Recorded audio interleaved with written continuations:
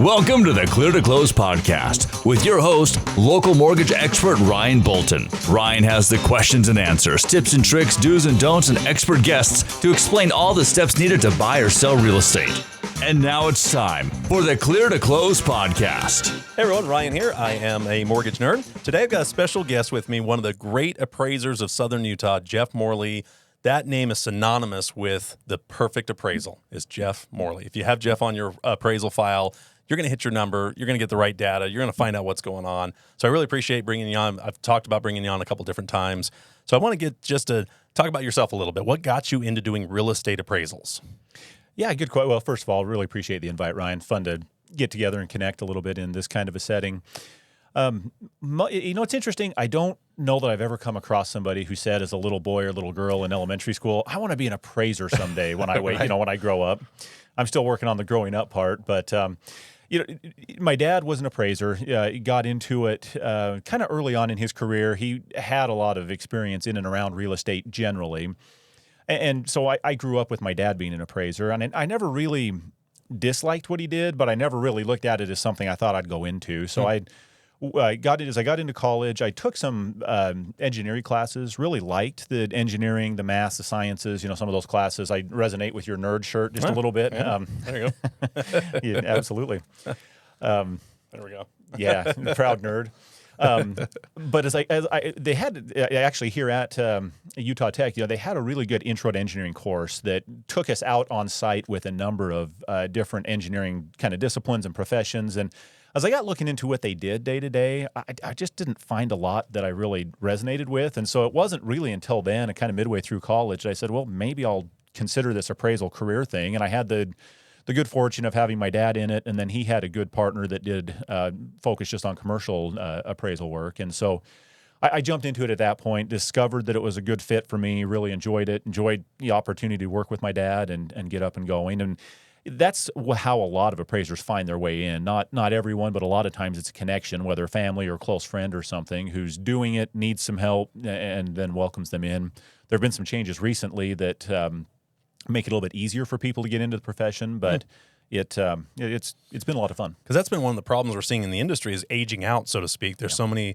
The average appraiser, I think I saw, was like 62 or something like that. They've really started, even loan officers in a sense, have kind of been aging out. We don't see a young new generation getting into appraisals. Yeah. And I'm not exactly sure why that is, other than you say you don't really know the industry even exists until you need an appraisal, you know, that type of thing. So what are some of the biggest misconceptions you have when it comes to people ordering an appraisal or getting an appraisal? Like, what's one of the most common misconceptions you see with customers?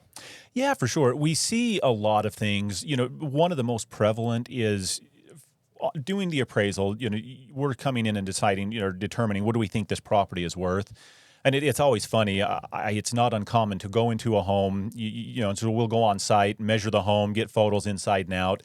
And usually, as long as it's not a super high-end or complex property, you're not often on the property premises for more than about a half hour. And people, sometimes will ask, well, how many of these, do you do a day? And then they'll start doing the math, what am I paying times, how many you're doing in a day? And you must be raking in a bunch of money. But I've come to kind of dispel that proactively and say, hey, look, this is like the first step in the process. Most of my work happens after I know what it is I'm appraising in the first place. So the time spent on site at the property is a small fraction of the total amount of time. Most of what we do is analysis and researching market data, comparable sales, analyzing them, writing the report, then distributing it to the home or to the lender. All of that taking place after you've made it to the property and back. And so a lot of times people think, well, it's a pretty simple process. The appraiser just tells you whatever they think the number is once they've walked through the home, and really you're 10% of the way done once you've gone through the property, and then that's where all the work starts. Yeah, and it's amazing how often the reports are 40 pages worth of stuff. Some of it might just be templated in St. George City, and certain things might just be kind of in there in the standard. Your license and stuff is just included in these reports. But there are a lot of data, a lot of stuff goes into these things. And many people don't even go past, what's the value? Is it worth what I'm paying for? Now, that's something I hear all the time that people say, well, I need the real estate contract. It's buying it for $500,000. Why is the appraisal only $500,000 or $505,000? It's not very often you see a big difference between what the offer price is and the appraisal, unless there really is a significant difference with the value. But it seems like so many times appraisal come in at the asking price. Is that a number you're trying to target or justify, or is it something where that doesn't really come into how you factor in an appraisal? Yeah, that's such a good question, and that's one that we also get asked frequently. It's funny. I was on site with a property owner one time recently, and he said, "It seems like that's what I see. Oftentimes, it comes in at or very close to the contract price." He said, "Is that just what appraisers do all the time?" I was like, "Not really, man. I hear from the people when it doesn't come into the contract price, and they're expecting it to. It potentially jeopardizes a deal or something." But maybe the short answer to that, Ryan, is, as an appraiser, we have certain responsibilities, professional standards that we have to adhere to in writing the report. And one of those things is to report and analyze a listing history of the property you're appraising, as well as any offers on that property. And when I frame it this way, it seems to help a little bit with people's understanding what the appraisal means, what that value is, by definition in the report, which none of us read unless you're compelled to. But market value simply means if this property had been exposed to the market under normal circumstances, and I have a typically motivated buyer and seller, what's the most probable price it should be bringing in the market? And so in refinance transactions, it's not been exposed to the market. There's not a contract price. You're just looking at the data that's out there in terms of comparable sales and listings. In a purchase transaction, the home has actually been, in many cases, listed. It's been marketed. It's been marketed. Right. It's got an offer on it. And so part of what our job is to reconcile, there's a contract price. Does that fall in line with the market? Does it match what the other comparable sales and listings are telling us? Or is it more or less? And I've seen situations, in fact, just this week I was at a house where the owner said, "Yeah, this is an estate sale. We know we sold it cheap. Like, we don't expect that it's going to appraise for as low as the contract price," because they discounted the price to get it moved. I've got a friend who was looking to sell his house, asked me to appraise it. I appraised it. They decided to offer it a little bit below the appraised value, which they did, and had a full price offer the next day because they were motivated to get a contract quickly. They were under contract on a new home to purchase, and so their motivations were different. You'll see a variation between the contract price and the appraisal value, especially when there are circumstances like that where I may not be, the buyer and seller may not be targeting a market value due to motivations or circumstances of the transaction. But oftentimes, if it's been marketed under normal circumstances, the pricing is within the context of other stuff in the neighborhood, you would expect it to be pretty close, to the appraisal and the contract price if there's not something unusual going on. But that's what lenders want to know. Is this an inflated contract price for some reason? Sometimes it should come in below the contract price on the appraisal side, but and I not don't see it always. really ever come in higher than that. You don't see, okay, they bought it for $5, it's really worth $525. The appraiser said, well, I could justify $525. Don't need to. I only need to hit $500. So yeah, that sales price honors the market value of it, kind of thing. Do you ever see that there's an issue with appraising it what it is, more than the contract price, or is it more like, okay, that's a factor, and say, well, somebody's willing to pay this amount. It's been marketed at this price, or it's even had price reductions. So it started at $550 and it sold for $500. Why then would you then appraise it for more than the last price it was listed for? And I always say that the price is what somebody's willing to pay for it. That's got to be a factor in determining that final number. It does. I've personally appraised homes above the contract price, and a lot of it is you're just reconciling. And then there are a number of things you'd look at. One is exactly like you laid out. Has it been discounted, the price discounted over time in the market? If so, that probably tells you something. Are there competing listings? If the house down the street is listed at about what the contract price is, it wouldn't make sense for me to say, yeah, it's worth 5 or 10% more than the contract price when I can go buy the competing alternative at something closer to the contract price. But like I laid out, sometimes you'll see scenarios where the contract price is below market, and the appraiser should just call it that way and say it's selling below market. Here's why: it's an estate sale, or the buyers or the sellers knew that they were listing it below market to facilitate a quick transaction. We haven't dealt with these in quite a while, but in the short sell days, the REO days, the institutional sellers of properties were more motivated about getting something off the books than maximizing every last dollar out of the transaction. Makes sense, yeah. And so, there are scenarios where it should appraise higher, but the appraiser's job is to reconcile all of that. I work with a bunch of appraisers, and we always, tell them, you got to tell the story. I mean, if it's worth what it's selling for, explain why. If it's worth more, explain why. If it's worth less, explain why. And it's pulling all these data points together and telling that cohesive story, from end to end on the value. Right, and I see probably a misconception I see on the loan side is people say, do I order the appraisal? Yeah. And a lot of times in the lending world, we actually have to order it because we still have to use these AMCs, which the law that kind of started those went away, but now we're so used to using them, we just kind of stay with these AMCs. But the idea is that we cannot see who the appraiser is, who we can't send it directly to you or any of our appraiser buddies. We have to send it to a management company who then randomly assigns it. So at me as a loan officer, I don't know who the appraiser is. Until the report comes into my office, I have no idea who the appraiser is. So it kind of disconnects us a little bit in that sense. But then let's say I get the appraisal and it's less than the sales price or what they thought it was going to, and messes up the numbers. Do I have any recourse to adjust the value? Is there any system to say, hey, you missed a comp, or the square footage is different than what the client thought it was? View adjustments. I mean, some of this stuff is a little bit open to interpretation. Is there a process to go through and kind of dispute what you came up with a value? Yeah, you bet. There is. And in fact, Fannie Mae and Freddie Mac have just recently, effective October 31st of this year, implemented what they are calling a borrower initiative reconsideration of value, or an ROV process. Most lenders, I mean, I know you're familiar with this, have had some sort of a recourse or a process for reconsidering information in the appraisal. It's not uncommon for an expectation to not be met between what the appraisal says and what an interested party in the transaction is expecting for that appraisal to say.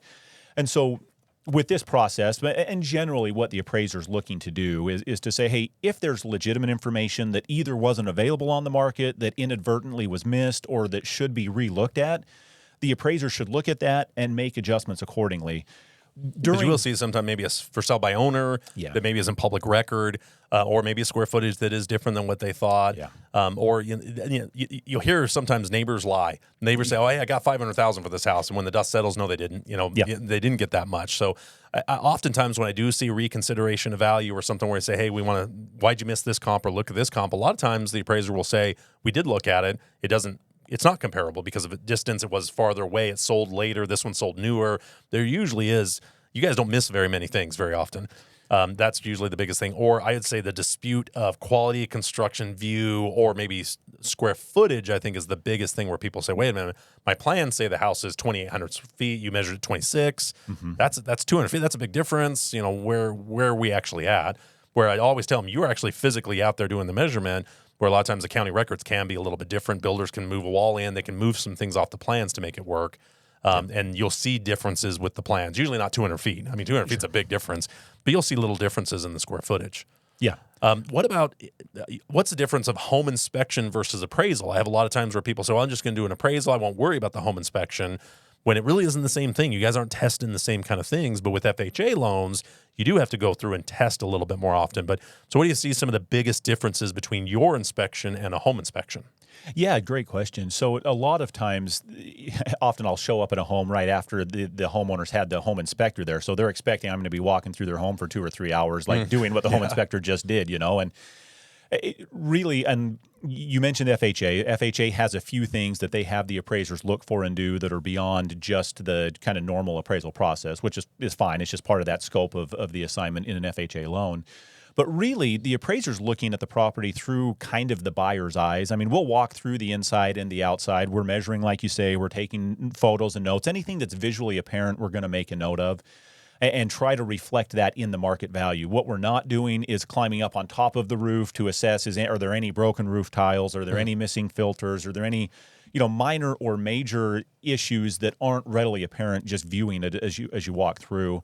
And so, usually I'd mentioned before, we're not often in the property for more than 30 or 45 minutes, unless it's a big and custom home. I mean, I've spent multiple hours at some real high-end properties before, but that's not the norm.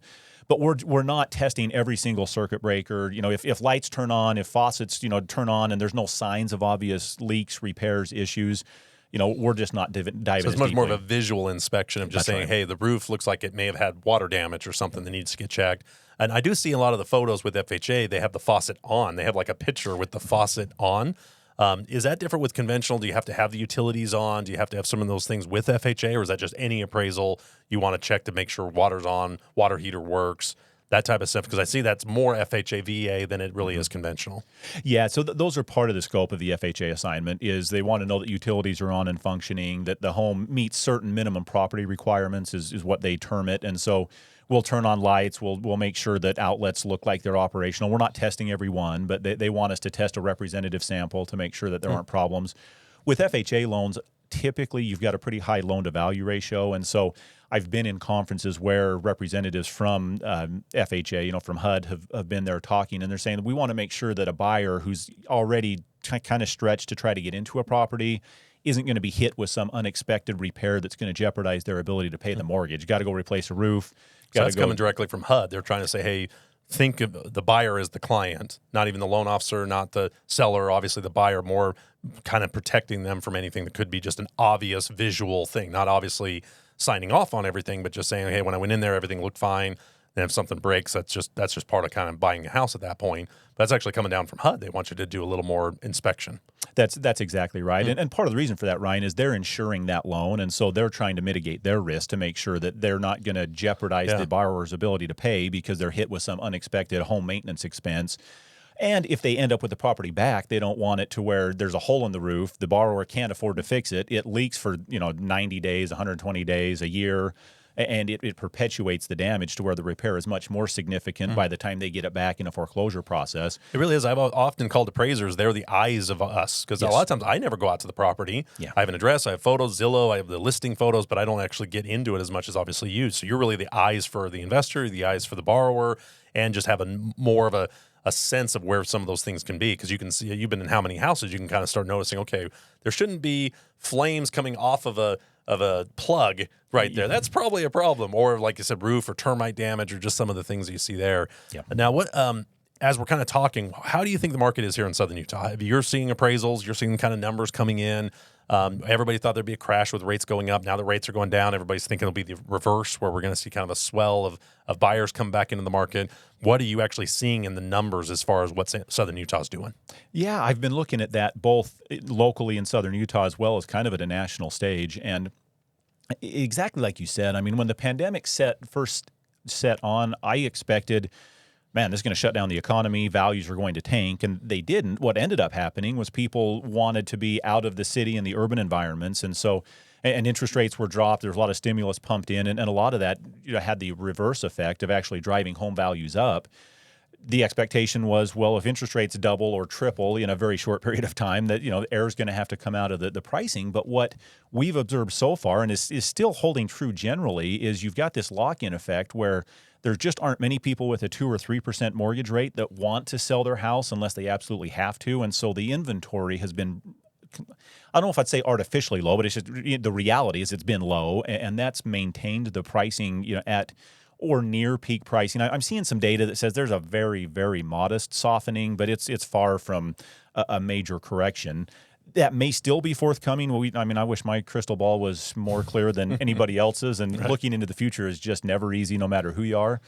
But so far, we're just not seeing it fall off a cliff like we did in the last cycle in 2009, 10, 11 era. Yeah, and there's just so many things about Southern Utah that have driven people here that's really kind of helped that price. Yeah. And like I said, the people that have a home right now, they can't go from their lower rate and go up in rate and up in price, so they're just staying in their homes longer. We're having people just staying in a lot more, which is not adding that inventory. So the only way we add inventory is building it, and you can only build them so fast. Land's only available so many places. The cost of all that stuff has gone up just to start the base price of a home. Yeah. You just can't even build a house at $400,000 that's not an attached unit or something like that. They're just very, very hard to build at that price point, with labor costs and still some of the production costs and land costs just to start. Before you even start turning dirt on it, you're set at a certain price, where the existing homes at least would kind of show up to offset that a little bit. That would maybe be a little bit older, a little lower quality, which still sees appreciation, but just isn't seeing the jumps that we used to see. Mm-hmm. So one of the things in our industry that we're seeing a little more often, not so much on the purchase market, but the refinance market, as it's starting to kind of heat up maybe a little bit as rates have dipped, is these appraisal waivers. So you as an industry, how do you feel about Fannie and Freddie Mac and these types of things coming up with these ways just to avoid having an appraisal done on the property? I mean, I would think that's kind of a hot button issue for appraisers right now. Say, hey, you shouldn't have. There's risk with that. I think that needs to be associated with it. But how do you feel about these automated value systems? I've actually been looking into that pretty deeply, and there are two sides to that coin. I think when Fannie Mae or Freddie Mac are offering these appraisal waivers, it's because they have data on the property, and sometimes it's an inspection-based waiver, which means they still want somebody going into the home to assess the condition of the property. They're just not having the appraisal or the valuation piece done. Usually that's happening when they've had a recent appraisal. If I buy a home and have an appraisal on it and 6 months later they're trying to do a refinance or something, Fannie and Freddie have data. They have trending data in markets. And if they are comfortable in making their risk assessment decision without the appraisal, they will. Obviously, as an appraiser, I'd rather that they get the appraisal than not. I understand where they're coming from when they have good data and can minimize their risk, in the transaction. Not every transaction needs the same level of appraisal or valuation analysis. And, I think as appraisers, we're paid to read markets and give an opinion of value on real estate. Appraisers also have to analyze the market for their valuation services and provide the level of valuation and analysis that the market allows, obviously within their professional standards. But technology is disrupting a lot of things, and I think we can either adapt and adjust with it or be left behind. And I would much rather adapt with the technology and meet what the current market is asking for from an appraiser, as opposed to say, you should only want this one thing from me and not want it in any other different way. So it's dealing in a market just like any of us are. Yeah, that's really good. What are some other challenges that are facing the appraisal world? It seems like one of them is aging out. It seems like more people are retiring than getting into the business, so training like the next generation, and maybe these AVMs or these automated things are kind of putting a pressure on the appraiser. But what's some of the other challenges you see within your industry that has just happened over the last few years? Yeah, so technology really is evolving quickly. There's a change that we've seen coming for a very long time. Fannie Mae and Freddie Mac have partnered up in revising and kind of updating the data format in which appraisal reports are generated. They call it the Uniform Appraisal Data Set, or UAD, and they starting next year, we're going to start to have a little bit of kind of hands-on experience with that. But it's going to change the way that the appraisal reports look to any end user on the lender side. It's going to be a pretty different process for writing the report itself on the appraiser side. And I know a lot of appraisers in that older demographic that you've referenced that are just saying, hey, when that comes, rather than learn a new system and a new way to do it, I'm just going to kind of finish retiring because I'm halfway there already. Yeah, we said that in the industry when we went from good faith estimates to closing disclosure, CD, the URLA, which was the 1003. I mean, we got all kinds of abbreviations in our business, but it was funny when those kind of hit, the old guard was just like, I am done learning Encompass. I'm learning Point, all the software programs. It is funny how that kind of, if they're already on the fence about staying or leaving, that seems to be one of the things, regulation that kind of changes and gets the old dog doing new tricks. Yeah. That is one of the ways to phase out. So when does that start taking effect? Are they already starting to produce those forms to start using it? Or is there like a deadline that, okay, you can't use the old form. This is when the new form kicks in. When does that kick in? So they've started this initiative pre-pandemic. I mean, it's been in the works for a long time. They've actually just put forward a timeline for implementation. Early adoption is middle to end of next year. Mandatory adoption is by the end of 2026, if I remember correctly. So that's a pretty long rollout period. Yeah. Ours is usually a lot shorter with our rollouts. Yeah. It's usually not that long.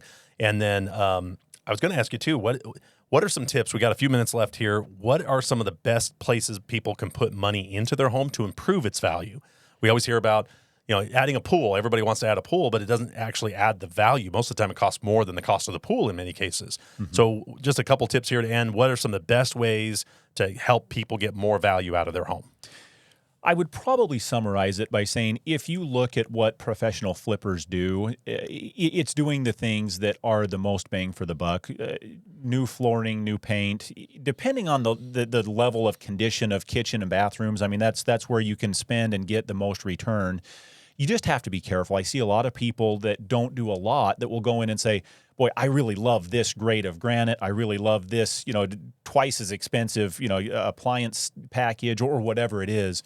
You just have to be careful. You don't want something that's poor quality and cheap looking, but it's really easy to double or triple a budget on something beyond what you'd have to do. And some of it depends. Am I trying to put this in for my personal enjoyment because I'm going to be in the home for years, or because I want to maximize the dollar return on the property? Cost effective. Flooring, cabinets, counters, stuff like that. Paint and flooring tends to make the biggest difference for the lowest, initial investment cost. But so you have to assess your motivations in doing it. That's totally true, because if you're going to be in the home for a long time, you're probably making it more custom, and that's where you also see people that will maybe overspend on or make it really a different color or a different style that's really very customized versus something more generic. When you see like fix and flippers, they're usually very, very generic colors, very neutral, to make sure that they don't make it too customized to where the new buyer can't see themselves in that same home because it's just too customized. It's purple walls and blue carpet and stuff like that. So I think that's really, really good tips. We got a couple minutes wrapped up here. How do people get a hold of you if they want to order an appraisal? Do you have a phone number? Yeah, you bet. Direct phone number, 435-632-0620. Cell phone to me. I'm on LinkedIn. I mean, I'm easy to find that way as well. So appreciate it, Ryan. Well, great. This was great having you on. It's always good to have an expert in the field, and you're one of the best appraisers, been around for a long time. And so if you ever need help with an appraisal, this is your guy. But check me out on ryanbolton.com. You can check out the YouTube channel, and we'll see you next time. This has been the Clear to Close podcast. Please submit your comments, questions, and topics for future episodes to cleartoclosepod@gmail.com. That's clear the number 2 closepod@gmail.com or ryanbolton.com. Please like, follow, and share. And until next time, this is the Clear to Close podcast. The views expressed in this podcast do not necessarily reflect those of Patriot Home Mortgage, Equal Housing Lender NMLS number 299717.